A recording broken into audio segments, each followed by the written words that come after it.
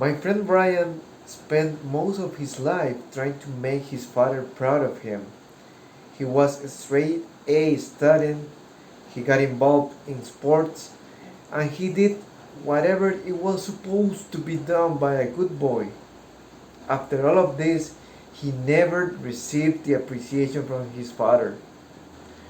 Brian thought that if he managed to be accepted in an important medical school, finally he would receive the appreciation he always wanted from his father. He worked very hard day and night towards this goal, and finally he was accepted. As soon as he received the acceptation email, he made a video call to his father to give him the good news. His father shrugged, looked the other way, and said, "Good job, son." Brian's heart got broken after that. Good afternoon, Toastmaster fellows. My name is Eric Carrillo, and today I have a very special speech for you. I will be sharing with you some insights, important insights to have an effective nonverbal communication, what we know as body language. This speech is part of the level 3 of the innovative planning pathway. As you could see from my story, my friend's heart got broken because of the way his father communicated his appreciation. His father probably was busy or distracted with something else and didn't pay attention on what his body was doing when he said, "Good job, son." Dear fellows, it's imperative for us to be aware of how important this matter is. If we are not able to synchronize what we say with what we do with our bodies, the message will get distorted.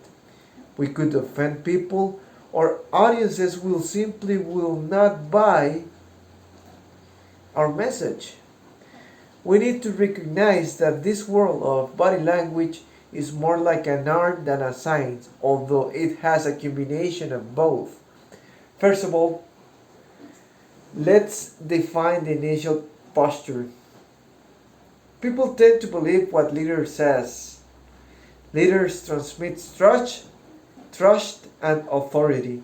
To get this, when you give a speech, presentation, or simply having a conversation with friends and family, you need to have your head held high.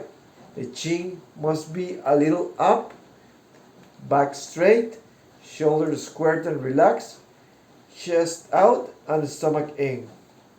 Secondly, you need to take care of the legs. You must keep your feet separated the same distance apart as your shoulders. It's better if your weight is equally distributed over your feet. Knees straight but not locked, and feet must be pointing straight ahead to your audience. Furthermore, you have to keep an eye on the arms.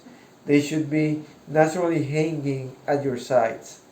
Now let's talk about hand gestures. Hands are very important in communication because with them we are able to emphasize the point in a better way, clarify give directions, and much more. For example, I can say that there were two big dogs chasing me this morning when I was riding my bike. Or I can say it again and using my hands at the same time. There were two big dogs chasing me this morning while I was riding my bike. Now you can tell me which one transmits more details. You need to be mindful of what your hands are doing when you're talking, especially with the use of hand symbols. You need to keep in mind the type of audience you're talking to, age, nationality, culture, etc.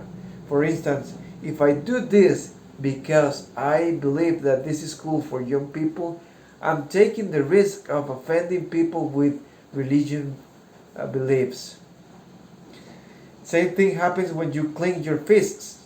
You might be telling me that you believe in union and strength, or you might be telling me that you want to have a fight with me. It's important to show your hands all the time. There is an evolutionary reason for this. You see, unconsciously we are programmed to distrust anyone who doesn't show their hands. Our brain tends to believe that you might be hiding something or you might be hiding a weapon and you are ready to attack. Next time you are doing a presentation, don't forget to show your hands instead of putting them inside your pockets or behind you. Moreover, show your palms. This is a sign that you are not a threat and that you are an open person willing to negotiate. Finally, we have movement. This is one of the most important parts of body language. It's important to move in the stage. This is a sign that you are an expert in the topic and shows that you are relaxed and enjoying the presentation. You can start in the center, then when you share an idea in your speech, you can move to the right.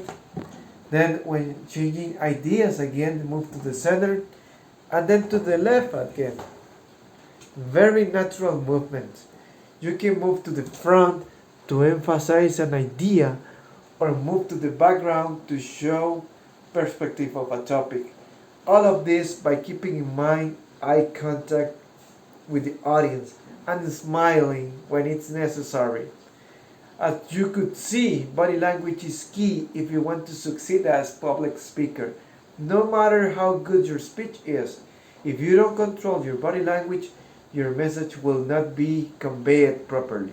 I hope these tips and tricks have been of value for you. I appreciate your attention and I thank you for your time.